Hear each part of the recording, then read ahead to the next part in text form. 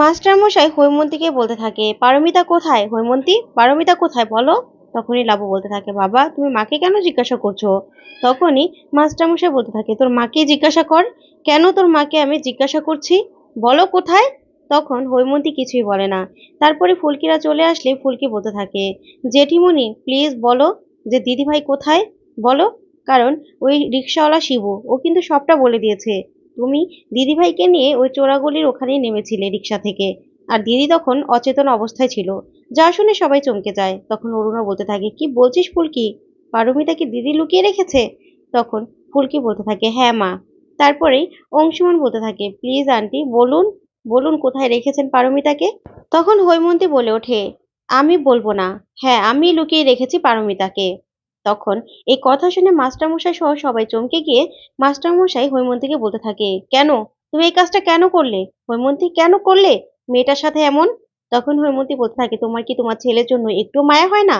তুমি ছেলেটার কথা একটু ভাবছো না? তুমি তথার বউকে আরেকজনের হাতে তুলে দিচ্ছ।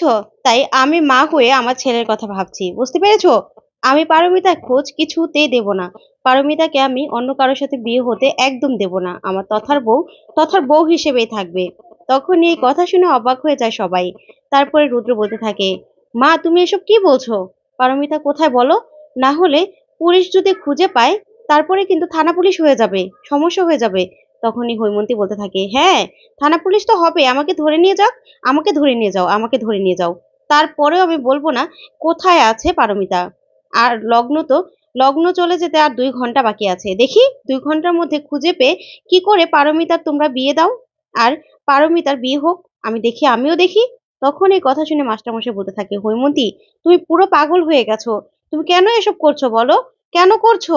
তখনই হৈমন্তী পাগলের মতো মণ্ডপের সবকিছু ভেঙে চুরে ফেলে আর বলতে থাকে, না এই বিয়ে আমি কিছুতেই হতে দেবো না, কিছুতেই না।